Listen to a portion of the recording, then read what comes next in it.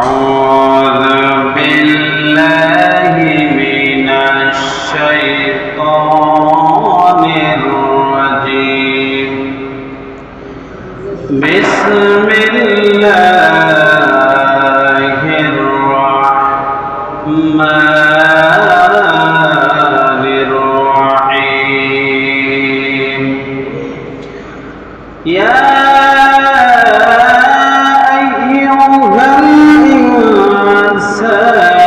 إنك كادح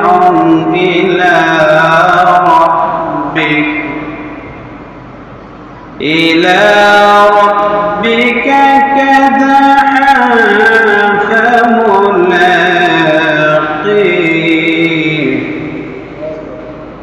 فأما من أوتي كتابه بيمينه فسوف يحاسب حسابا يسيرا وينقلب إلى أهله مسرورا.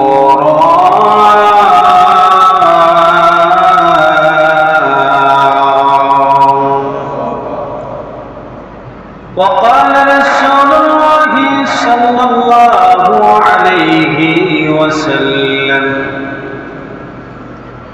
إن أول ما يحاسب به العبد يوم القيامة الصلاة، أو كما قال عليه الصلاة والسلام: إن الله وملائكته يصلون على النبي يا أيها الذين آمنوا صلوا عليه وسلموا تسليما.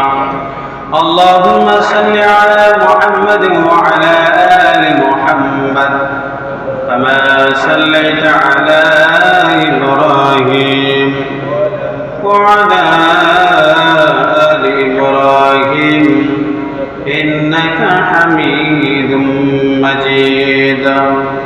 اللهم بارك على محمد وعلى آل محمد كما باركت على إبراهيم وعلى آل إبراهيم إنك حميد مجيد. لا إله إلا الله محمد رسول الله صلى الله عليه وسلم. السلام عليكم ورحمة الله وبركاته. আল্লাহ পাকের দরবারে অসংখ্য গণিত শুকর ও সুজুদ যে আল্লাহ পাক অত্যন্ত দয়া করে মায়া করে মহব্বত করে ভালোবাসে আল্লাহর ঘরে আসার এবং বসার তৌফিক দিয়েছেন, তাই অন্তঃস্থল থেকে মহব্বতে জোরে সোরে বলে আলহামদুলিল্লাহ। আমি যে আয়াত তেলাওয়াত করেছি আল্লাহ পাক সূরা ইনশিকাক কয়েকটি আয়াত তেলাওয়াত করেছি, 30 নম্বর পারার মধ্যে আছে। ওই আয়াতের আলোকে এবং উভয় যেন আমল করতে পারি আল্লাহ যেন তৌফিক দান করেন। সকলে বলে মা তৌফিক ইল্লা বিল্লাহ। সর্বপ্রথম কোরআনের আয়াত থেকে আমরা আলোচনা শুনব ইনশাআল্লাহ। আল্লাহ পাক সর্বপ্রথমে বলেন: ইয়া আইয়ুহাল ইনসান,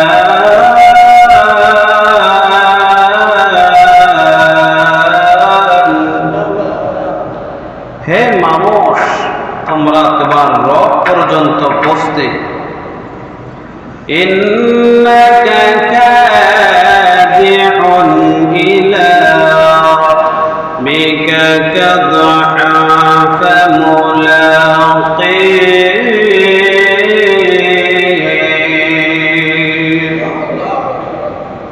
তোমাদের রব পর্যন্ত অবশ্যই বসতে কঠোর পরিশ্রম করতে হবে। কি করতে হবে? কঠিন পরিশ্রম করতে হবে, এতবার তুমি তার সাক্ষাৎ পাবেই পাবে। এখন যদি আমরা আল্লাহর সাক্ষাৎ পেতে চাই, আল্লাহর কাছে যেতে চাই, তাহলে আমাদের কঠোর পরিশ্রম করতে হবে। অনেকে দেখবেন বলে, ভাই আমার কিন্তু টাকা পয়সা নাই, কিন্তু জীবনে উন্নতি করতে গেলে পরিশ্রমের প্রয়োজন আছে না? না, উন্নতি করতে পারে। আল্লাহ বলেন, আমার সাথে যদি সাক্ষাৎ করতে চাও তাহলে তোমরা অবশ্যই, আমার কাছে যদি পৌঁছতে চাও তাহলে তোমরা কঠোর পরিশ্রম করতে হবে। কঠোর পরিশ্রম দিয়ে কি বোঝায়? আল্লাহ বলেন, দুনিয়ার পরিশ্রম দুইটা লাইন আছে, একটা হলো ইবাদতের মাধ্যমে আর একটা হলো দুনিয়া কামাইয়ের মাধ্যমে। কয়টা পরিশ্রম? একটা হলো আখিরাত কামাই আর একটা হলো দুনিয়া কামাই। তাহলে আমরা সাধারণত দুনিয়া কামাইয়ের জন্য নিজের জীবন দিতে প্রস্তুত, কিন্তু আখিরাত কামাইয়ের জন্য মানুষ খুবই কম চেষ্টা করে, ঠিক না? কথা বলেন, বুঝেননি কথা? আল্লাহ বলেন, অবশ্যই অবশ্যই অবশ্যই আমি আল্লাহর সাক্ষাৎ তোমরা করতেই হবে। কার সাক্ষাৎ? আমরা করতে হবে, বিশ্বাস করিনি, সবাই বিশ্বাস করতে হবে। আল্লাহ বলেন সাক্ষাৎ করবা, তারপরে কি হবে? আল্লাহ বলেন ওই মানুষগুলা আনন্দিত হয়ে যাবে। কোন মানুষগুলা? আল্লাহ পাক কোরআনের আয়াতের মধ্যে বলেন, وَفَأَمَّا مَنْ أُوتِيَ كِتَابَهُ بِيَمِينِهِ,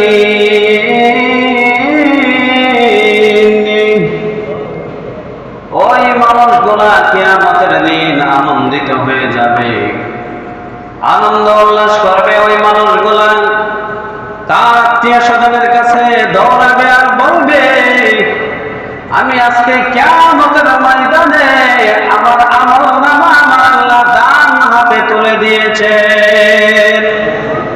কোন হাতে? ডান হাতে তুলে দিয়েছে। মানুষটা আনন্দ বোধ করবে, আল্লাহ দাবি করবে। দুনিয়ার জমিনে দেখবেন বিভিন্ন কনসার্টে বিভিন্ন গানের বাজনা শুনে নাচানাচি করে। আল্লাহ বলেন, ওই নাচা কোনো গানের বাজনার জন্য নয়, কোনো আনন্দের জন্য নয়। ওই বাজনাটা শুধু দুনিয়ার নয়, ওইটা কিয়ামতের ময়দানে বান্দার জান্নাতে যাওয়ার আনন্দিত হইয়া আসে।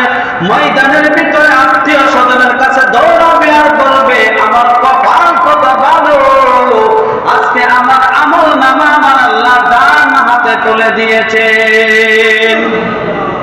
কোন হাতে?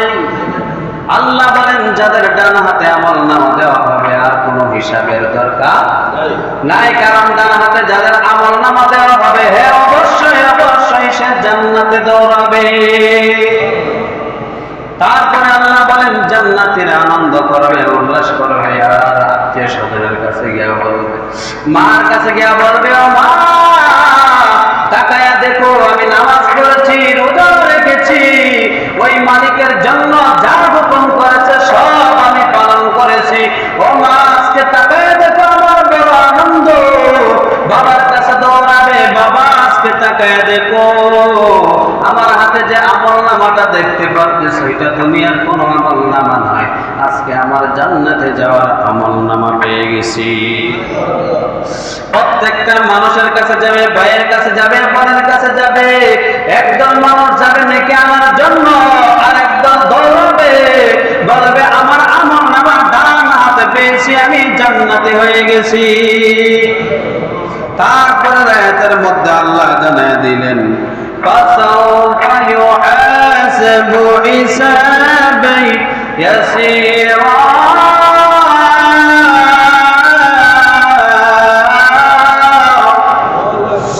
আল্লাহ বলেন, অত্যন্ত সহজভাবে তার হিসাব নিকাশ করা হবে। বলে, হিসাব নিকাশ সহজ কিভাবে হবে? আল্লাহ বলেন, আমি হিসাব নিকাশ যার যার হাতে আমি বোঝাইয়া দিব। কার হাতে? যার যার হাতে বোঝাই দিব। কারণ হলো আল্লাহ বলেন, আমি হিসাব নিব না, তোমাদেরকে দেওয়াই তোমাদের হিসাব নেওয়া। কার হাতে? এক আয়াতের মধ্যে আল্লাহ জানায় দিলেন, ইকরা কিতাবাকা কাফা বিনাফসিকাল ইয়াওমা আলাইকা হাসিবা।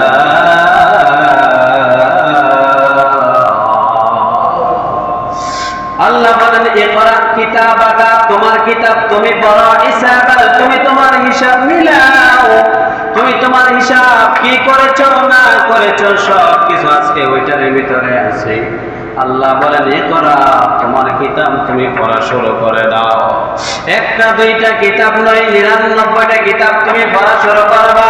এক একটা পৃষ্ঠা নজর যত দূরে যায়, এক একটা পৃষ্ঠায় নজর শেষ হওয়ার মাথা পর্যন্ত এক একটা পৃষ্ঠা এত বড় থাকবে। সুবহান, কত বড় পৃষ্ঠা! এখান থেকে তাকাইলে কি আপনার এখান আগে ছোট রাস্তা মতো দেওয়া যাইবা, কয় দেওয়া যাইবা? সোজা হইলে আপনার বেশি থেকে বেশি 4-5 কিলো 10 কিলো দেওয়া যাবে, ঠিকই না? আল্লাহ বলেন হাসরের ময়দানে কোনো গাছ থাকবে, কোন সূর্য থাকবে না, সূর্যের আলো থাকবে না, চাঁদ থাকবে না, চাঁদের আলো থাকবে না, কিচ্ছু থাকবে না। শুধু একটা আলো থাকবে, ওই আলোটা শুধু দেখার জন্য।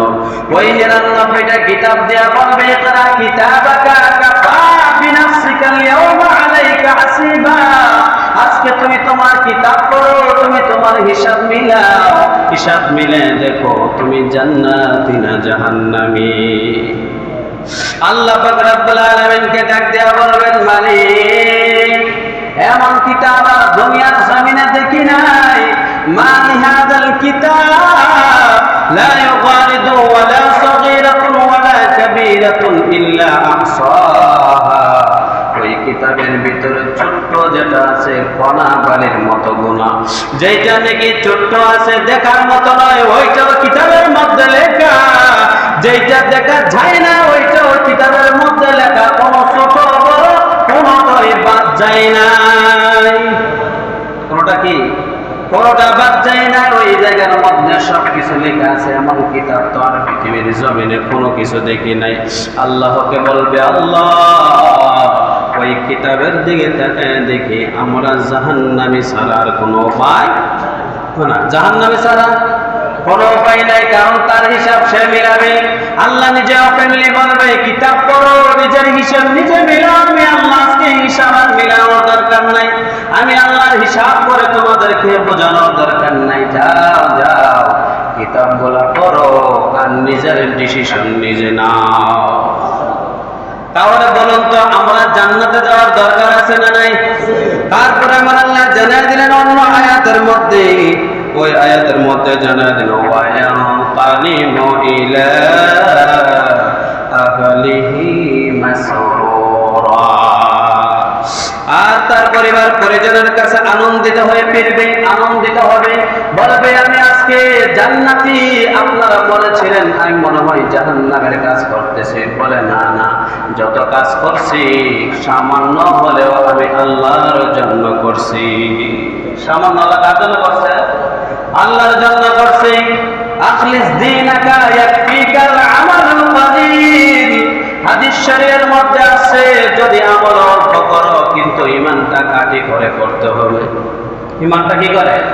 ঈমানটা কাটি থাকতে হবে। অল্প আমলে নাজাতের জন্য যথেষ্ট হইবে। আর যদি ঈমান না থাকে পৃথিবীর যত বড় বড় ভালো কাজ করবেন তারপর আপনার ওই আমল কোনো কাজে আসবে না। যদি ঈমানটা মজবুত থাকে, ঈমানটা ক্লিয়ার থাকে, সুন্দর থাকে, ঈমানটা যদি ফ্রেশ থাকে, আর যদি অল্প আমল করেন আপনার জন্য জান্নাত নিশ্চিত হয়ে যাবে।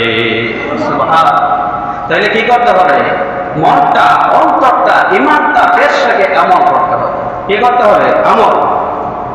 তারপরের মধ্যে আল্লাহ তাআলা বললেন আয়াতের মধ্যে ওয়া আম্মা মান উতিয়া কিতাবাহু ওয়ারাআ যুহুরি, আর যাকে তার আমলনামা পিঠের পিছন দিক দিয়ে 8 টুকরো ঢুকাইয়া আমলনামা যাদের পিছন দিক দিয়ে দেওয়া হবে।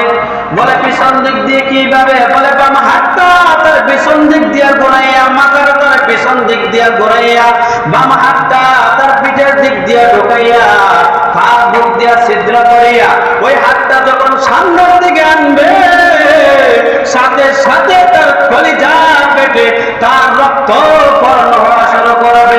আল্লাহ পাক রব্বুল আলামিন তাফসীরে কিতাবের মধ্যে বলেন ওই মানুষটা ওই জায়গার মধ্যে চিৎকার দিবে, এমন বড় চিৎকার যদি দুনিয়ার জমিনে এত বড় চিৎকার মানুষে দিত তাহলে ওই দুনিয়া ধ্বংস হয়ে যাইত।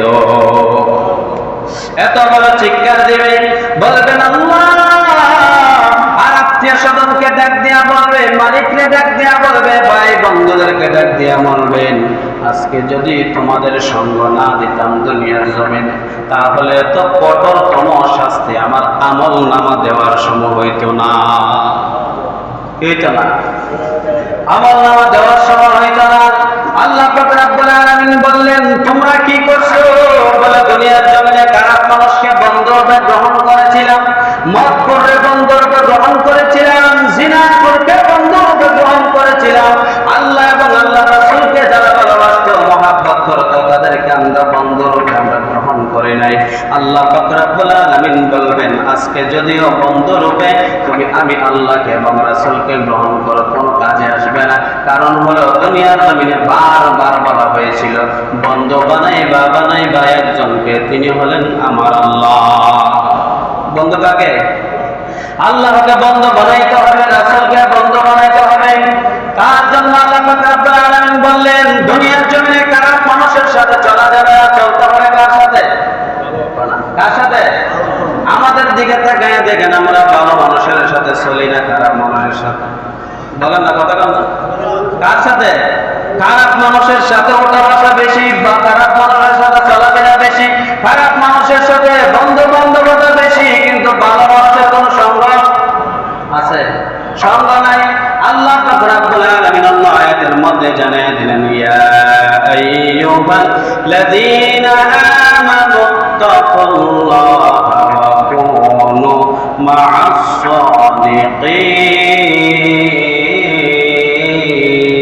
সাদিকিন। আল্লাহ বলেন, হে ঈমানদারগণ, আমি আল্লাহকে ভয় করো, ভয় করার মতো ভয় করো, আর সত্যবাদীদের সঙ্গে হয়ে যাও। কার সঙ্গে? সত্যবাদী, মুখলেস বান্দা, ঈমানদার বান্দা, ইবাদত করনেওয়ালাদের বন্ধু হয়ে যাও। তাহলে আল্লাহ নিজে বলতেছেন তাদের বন্ধু হওয়ার জন্য। কার বন্ধু? আল্লাহ বলতেছেন, তোমরা ভালো মানুষের বন্ধু হয়ে যাও, নামাজের বন্ধু হয়ে যাও, মুত্তাকিদের বন্ধু হয়ে যাও, তোমরা ভালো মানুষের সাথে চলাফেরা করো। কার সাথে? ভালো মানুষদের সাথে। যার সাথে তার চলাফেরা থাকবে, তার সাথে তার হাসর নাসর হবে। আপনি যদি একজন মুসলমান ইমানদারদের সঙ্গে চলেন, তাহলে তার সঙ্গে হাসর নাসর হবে। যেমন একটা উদাহরণ দিই, নামাজি ব্যক্তির সঙ্গে থাকলে দেখবেন সে নামাজের পরামর্শ দিবনি। কিসের পরামর্শ? নামাজের পরামর্শ দিয়ে বলবে, বন্ধু চলো, আমি নামাজ পড়ে, তুমি নামাজ পড়তে চলো। আর যদি খারাপ মানুষের সঙ্গে চলেন, তাহলে বলবে, বন্ধু আজান হয়েছে, এই কথাটা মুখ দিয়ে আইতো না, কারণ সে নামাজের সাথে সম্পর্ক নাই, সে নামাজের কথা কখনো বলবে না। সে বলবে, দুনিয়ার যত ধরনের খারাপ কাজ আছে, যত ধরনের অন্যায় কাজ আছে, দুনিয়ার জমিনে যত ধরনের অপরাধী কাজ আছে, ওই কাজের সাথে কিভাবে জড়িত করা যায়, কিভাবে তাকে লাগানো যায়, ওই চিন্তা ফিকির থাকবে, কিন্তু ভালো কাজের কথা বলবে না। যদি ভালো কাজের কথা বলতে শুনতে চান, তাহলে ভালো মানুষের সাথে থাকতে হবে। কার সাথে? ভালো মানুষের সাথে থাকতে হবে। তারপরে আল্লাহ মুহাম্মদ আলাইহিকে জানিয়ে দিলেন, ও আল্লাহ, আমরা কাদের সাথে চলাফেরা করব? তখন আল্লাহ পাক রব্বুল আলামিন এক আয়াতের মধ্যে জানিয়ে দিলেন, বলে, তাদের সাথে চলবা যারা ঈমানদার এবং যারা ইবাদত করে। কি করে? ঈমানদার এবং আল্লাহর ইবাদত করে। ইবাদত করনেওয়ালা ঈমানদার কারা? বলে, গুনাহের কাজ করে না, নেকের কাজ করে। ইবাদত করে যারা, বলে আল্লাহর যত আইন আছে পৃথিবীর জমিনের সকল আইন মেনে চলে, এই তাকেই বলা হয় ঈমানদার এবং ইবাদত করনেওয়ালা। ঠিক না? তাহলে 2 নম্বর। 3 নম্বর আল্লাহ পাক রব্বুল আলামিন জানিয়ে দিলেন অন্য আয়াতের মধ্যেও, ইয়া আইয়ুহাল্লাযীনা আমানু তাকুল্লাহা হাক্কা তুকাতিহি ওয়া লা তামুতুন্না ইল্লা ওয়া আনতুম মুসলিমুন।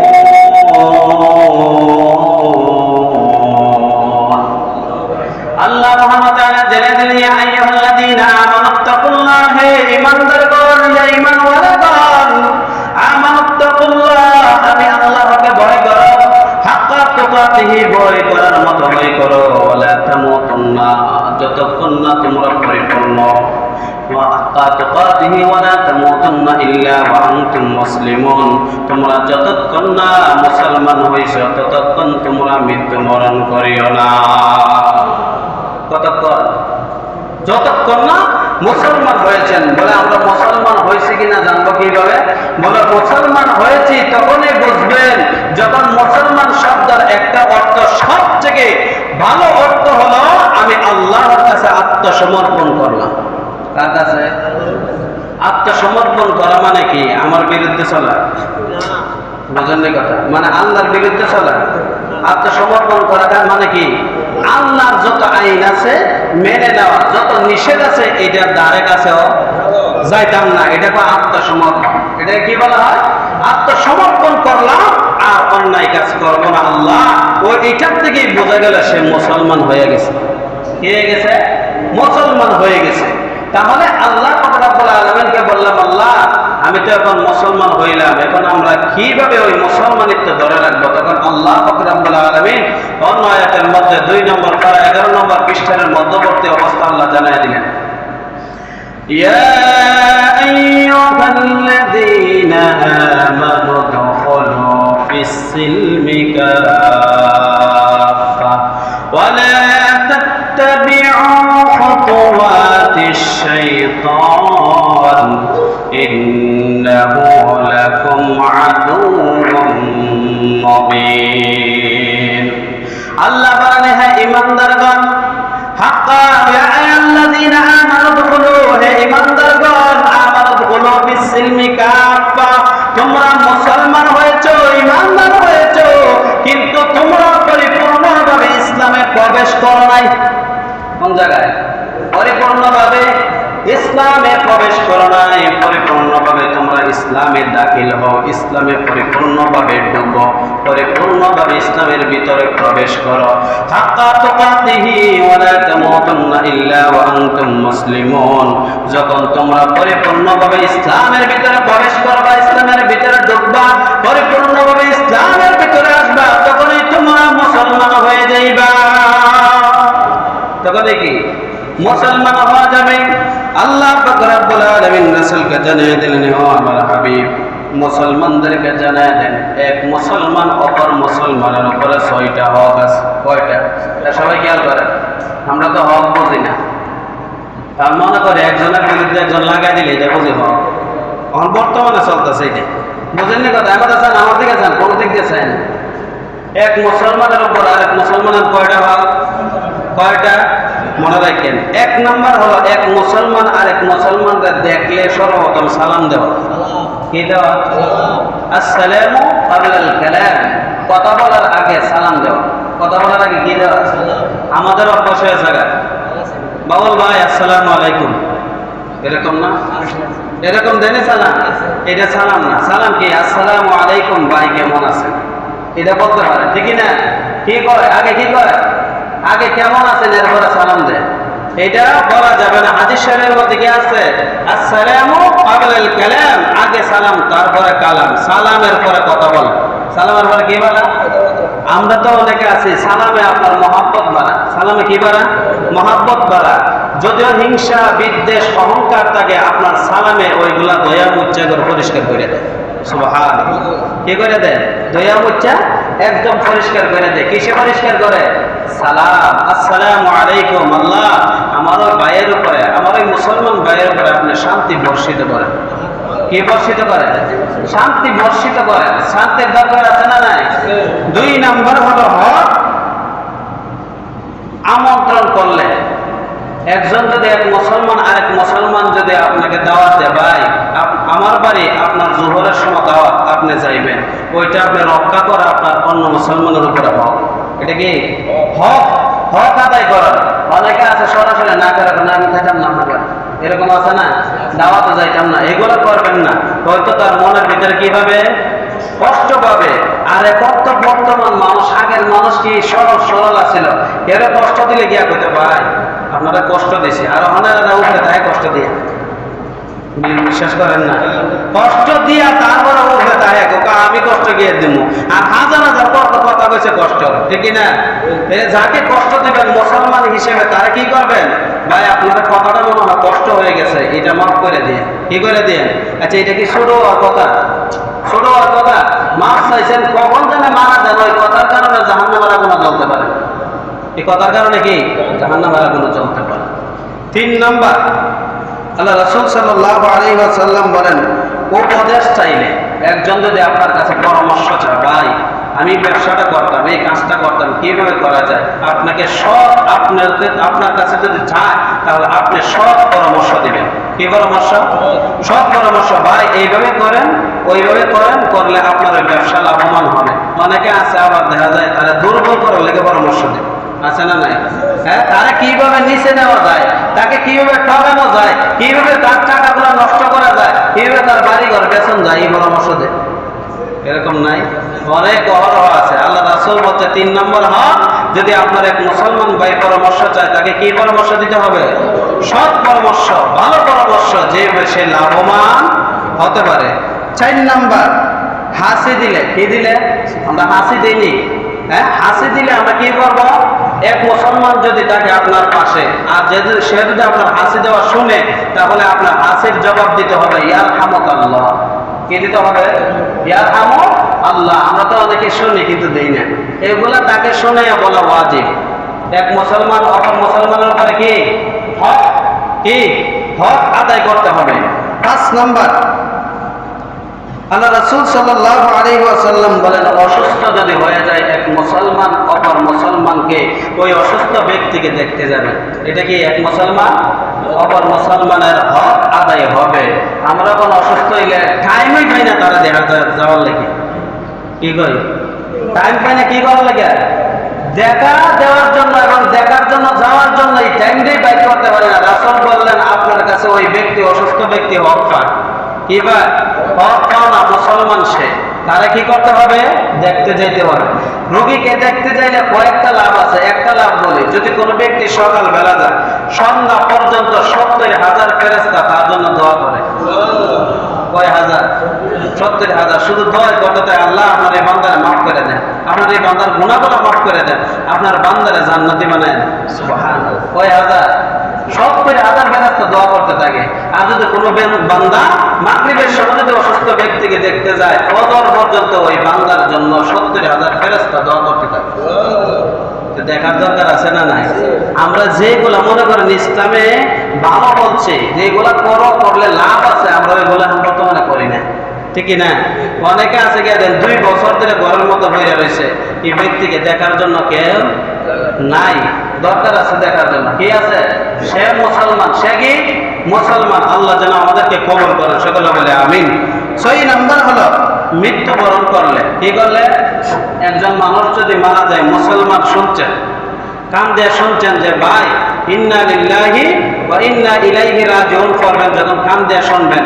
আর যদি বলে যে জানাজার নামাজ এতটা টাইম, ওই টাইমে গিয়ে উপস্থিত হবেন, জানাজার নামাজ পড়বেন, এটা আপনার মুসলমান হিসেবে অপর মুসলমানের কাছে হক পান। কি পাও না? এগুলা দরকার আছে না নাই? এইগুলা জানাজার নামাজে আমরা অংশগ্রহণ করব। জানাজার নামাজের অনেক ফজিলত আছে। কি আছে? আবার অনেকে আছে জানাজার নামাজ পড়ে আইবারে। কি করে? জানাজার নামাজ পড়ে এসে পড়ে। আল্লাহ রাসূল এক হাদিসের মধ্যে বর্ণনা করেন, কোন ব্যক্তি যদি মাটি দেয়, কি দেয়? 3 কাবলা মাটি দেয় না? মিনহা খালাকনাকুম ওয়া ফিহা নুঈদুকুম ওয়া মিনহা নুখরিজুকুম তারাতান উখরা। 3টা শব্দ হইরা 3 কাবলা মাটি দেয়। 3 কাবলা মাটি দিলে যে যত বেশি মাটি দিব, আল্লাহ রাসূল বলছে এটা কিয়ামতের ময়দানে মিজানের পাল্লা ভারী করব। কিসের পাল্লা? মিজানের পাল্লা। মিজানের পাল্লা যদি 1 বিন্দু পরিমাণ যদি ভারী হয়, কি পরিমাণ?